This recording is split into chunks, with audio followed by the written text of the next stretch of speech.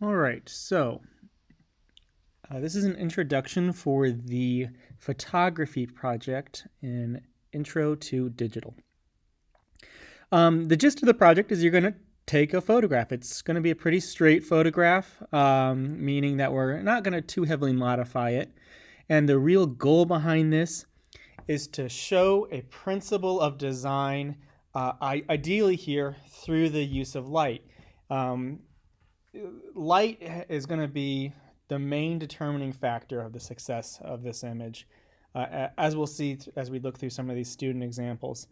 Um, you want to create the principle of design, whether that's emphasis, rhythm, unity, balance, any of these things, through that use of light. So you're going to have to very carefully consider the light as you're both taking the image and selecting.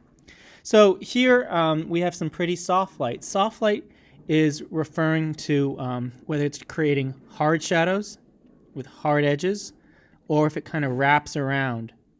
And in this case, the lighter figure against the darker background is creating emphasis. Um, you know, this one, none of these images happen in isolation.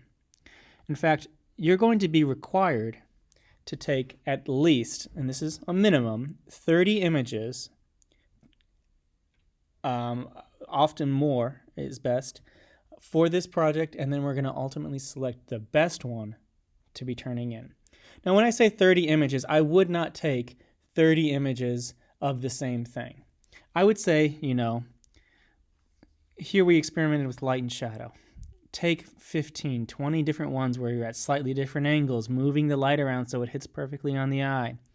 And then maybe try taking some pictures of some other stuff that you set up. That way you don't put all of your eggs in one basket. So we'll come back and choose that one image that we're going to turn in. We're going to do some basic editing in Photoshop. That'll be explained in a different video. And then we'll critique it. So the critique. What are we looking for here? How effective is that principle of design? Here we used colored light to create pattern through these different repeating shapes. Emphasis here. We also want our image to be experimental. Here they used a very bright, hard light behind the figure, created a silhouette, but it created this pattern and texture all around here. Clear emphasis. The angle in which you take the picture is also going to have a huge effect. Because we got close and low to our focal point where our attention is drawn, we've got a piece of emphasis here and then kind of some movement back. Think about filling the frame. An engaging image is also a part of what's being evaluated here. Certainly this is a very interesting scene. It has emphasis and movement and rhythm, but also just an interesting subject matter. In this particular case, the subject matter, forks and a spoon, are not that interesting, but the way they use light to create movement is. Contrast. Balance, emphasis, again, through the use of light. The subtle color, movement, emphasis, very good here. The angle in which it's taken, I cannot emphasize enough, is going to make a really big difference. If you're going for symmetrical balance, make sure that you have the left and the right side visually, they're not identical, but they're close, and certainly the visual weight is equal. Emphasis, balance, contrast. It's entirely possible that your photo will have more than one principle in it. Clean and simple, try and avoid any distracting elements. Thinking about stuff in the background and the angle in which you take it, you can get rid of stuff. Here again, experimental. I understand that a lot of these images, which have come from Photo One or AP photography, are going to be more experimental than the average intro students are going to want to tackle, but that's fine. This one's pretty subtle. Reflection, an excellent idea for this assignment. But I can't tell you again how light made all the difference. The soft light coming from the window here, highlighting the figure, creating these shadows, the gradient of light along the wall up here, totally different.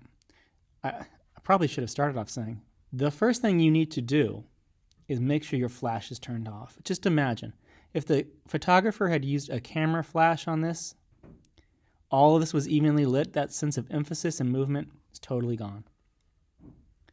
Good experimentation, engaging image. Simple, clean, emphasis. We create this line along the figure's edge here from the backlighting, meaning that the light is behind the subject. Emphasis again. Clean movement, rhythm. This one's fairly clean, and it certainly creates interesting pattern and rhythm. I would say the text on the shirt's a little distracting, but it's not so bad that it's ruining the image. Similar idea. Similar idea again. Clean, emphasis.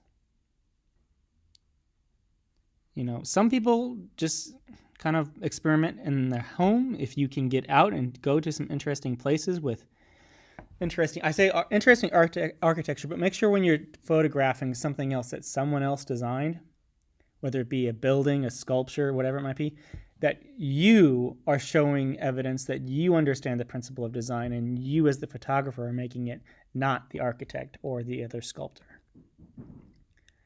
But really using light to create that principle, in this case emphasis, is going to be the strongest stuff. Reflection and shadow. So, criteria: effectively showing a principle of design, experimentation, engaging image. Those are all the things that the College Board and AP Photography are looking at, and that's kind of why we're bringing it in a little bit simplified version down to what we're trying to do in our first project here. So, again, a minimum of 30 images. We're going to choose one, we're going to edit it, and that'll be uploaded then to the Canvas assignment. The last step for you is you're going to, in the comment section, write a simple EMP statement, which you should already have some experience with, and then you're good to go.